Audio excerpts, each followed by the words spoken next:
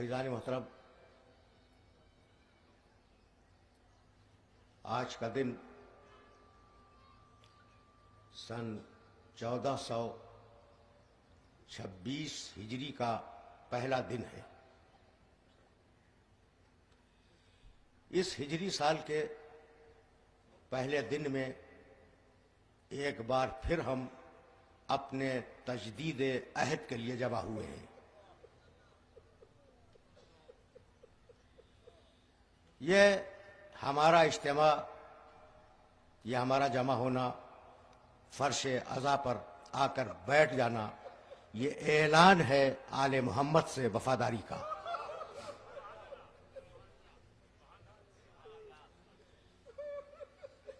हम आले मोहम्मद के वफादार हैं, आले मोहम्मद के वफादार रहेंगे।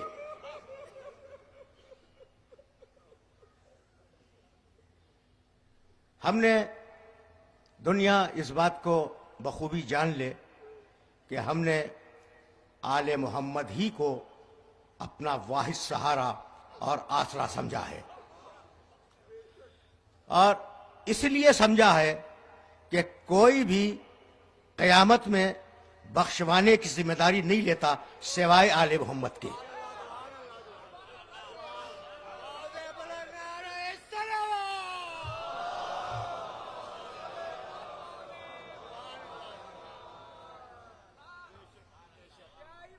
ये अय्याम आज़ा तजदीद अहद के अय्याम हैं, जिनमें हम अपने उस अहद मोहब्बत को और अहद वफा को बार बार दोहराते हैं। दुनिया हमसे पूछती है, और ये हक है दुनिया वालों को पूछने का, कि भाई आज़ादारी पर इतना जोर क्यों? ये हक है सवाल करने वाले का कि भाई इतना जोर, इतनी अहमियत आज़ादारी की, भाई आखिर कुछ तो होगा ना, तो इतना जोर क्यों है? देखो, एक बात जो आलम इस्लाम में मुत्तफ़िक़ा है वो तुम्हारे सामने पेश करना चाह रहा हूं। वाजिब नमाजें यौमिया की 5 हैं, नमाज पंजगाना, फराइज यौमिया 5 है ना। अच्छा, लेकिन इन नमाजों के साथ परवरदिगार ने नवाफिल रखे हैं। भाई इतनी रकतें और पढ़ो, मगरिब के साथ इशा के साथ, जोहर के साथ, असर के साथ, यानी इतनी नमाजें और पढ़ो। और इतनी अहमियत दी गई है उन नवाफिल को कि ऐसा महसूस होता है कि जैसे वो पंजगाना के बराबर वाजिब है, हालांकि वाजिब नहीं है, मुस्तहब है। ये फ़िक़ही मसला पहुंचा मेरे सुनने वालों तक।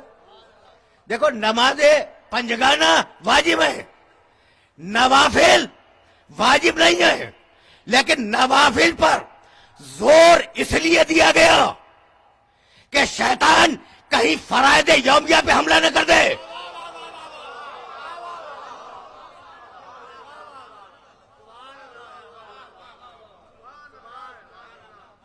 देखो, ये मैसेज है, और ये मैसेज अगर पहुंचा तो फिर बात यहीं से आगे बढ़ेगी ना।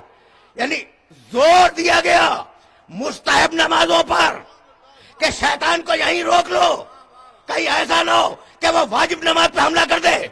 तो मेरे इस जुमले को याद रखना कि हमने आज़ादारी पर जोर इसलिए दिया कि कहीं इब्लीस इमामत पर हमला न कर दे।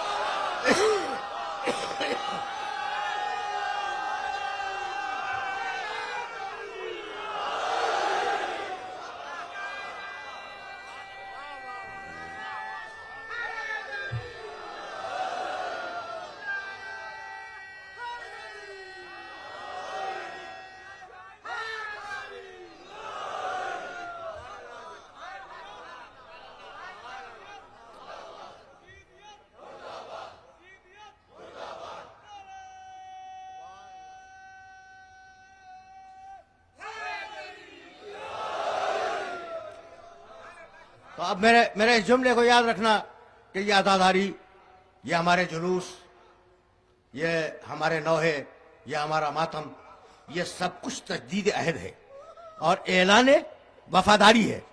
भाई क्या भूल गए?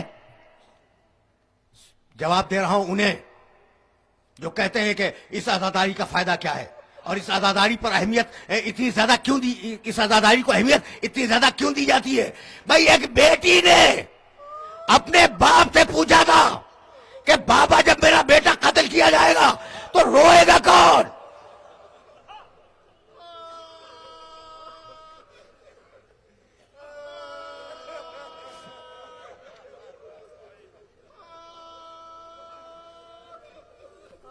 भाई सुन रहे हो ना?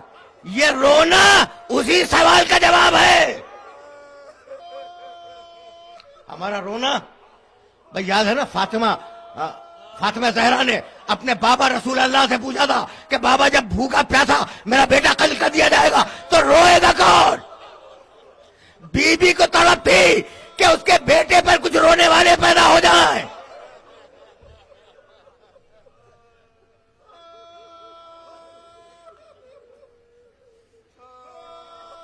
ये मराहिल हैं, लेकिन मैं बात को जरा सा और भी आगे ले जाना चाहूंगा ताकि मेरे ये जो नौजवान दोस्त बैठे हुए हैं उन तक ये मैसेज पहुंच जाए। मेरा मजलूम इमाम जब अकेला हुआ और जब कोई न रहा तो खैमे में आया और आने के बाद उसने कहा कि बहन जरा मुझे सज्जाद के पास तो ले चलो।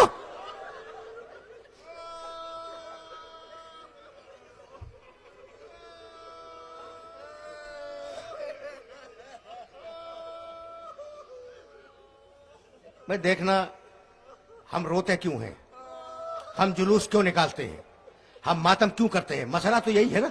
वो कुछ देर के लिए रोक रहा हूं मैं, बहन जरा मुझे सज्जाद के पास तो ले चलो। जानते हो ना इस सज्जाद को?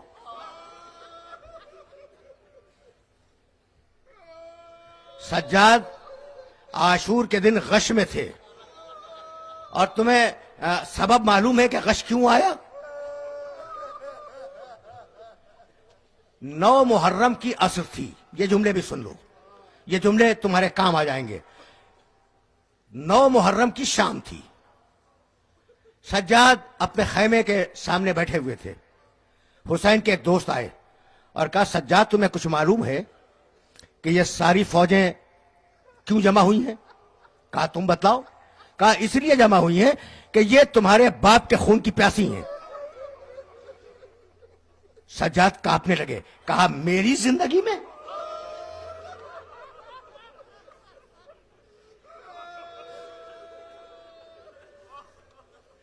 ये कहकर गुलाम को हुक्म दिया कि घोड़ा तैयार किया जाए। घोड़ा तैयार हुआ, जरा पहनी, खोद पहना, जस लगाई, अपने घोड़े पे सवार हुए और एक मतलब मैदान का कावा दिया। गैस की निगाहों से फौजी अजीज को देखते हैं और फिर अपने बाबा की तरफ देखते हैं। एक मर्तबा हुसैन ने कहा सज्जाद को बुला के लाओ वरना दुनिया मुनकलिब हो जाएगी। जब सज्जाद वापस आए हैं ना तो उस वक्त से जो गश शुरू हुआ वो शाम गरीबा में खत्म हुआ।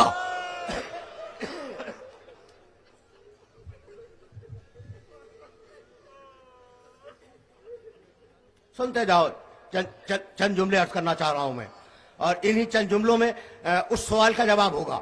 अच्छा तो अब सज्जाद गश में है। कहा बहन मुझे मेरे बेटे के पास ले चलो आखिरी रुखसत के लिए। जब आए हैं ना हुसैन सज्जाद के खैमे में, भाई मेरे इस जुमले को अपने जहनों में महफूज रखना। इसलिए बहुत कम वक्त होता है मक्तल के तफसीलात देने का और वो मसाइल रह जाते हैं जिनकी तरफ मुतवज्जह करना मकसूद होता है।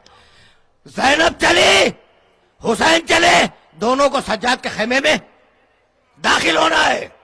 रावी कहता है, घर की कनीज कहती है कि मैंने देखा कि पहले हुसैन दाखिल हुए, उनके पीछे शहजादी ज़ैनब दाखिल हुई और जब रुखसत होकर बाहर निकले हैं तो पहले ज़ैनब निकली फिर हुसैन निकले।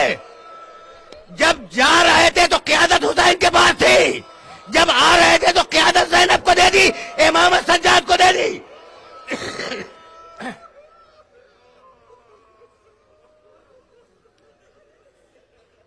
अजरकुम अल्लाह। बहुत वक्त नहीं है, बहुत मुख्तसर जुमलों में बात को मुकम्मल कर देना है। आए, बेटा गश में है। शहजादी ज़ैनब बैठ गई, अपनी हथेलियों को सैयद सज्जाद की आंखों पे मलना शुरू किया। देखो, एक तरीका और होता है बेहोश को होश दिलाने का, और वो तरीका है पानी के छींटे देना। पहुंच गए?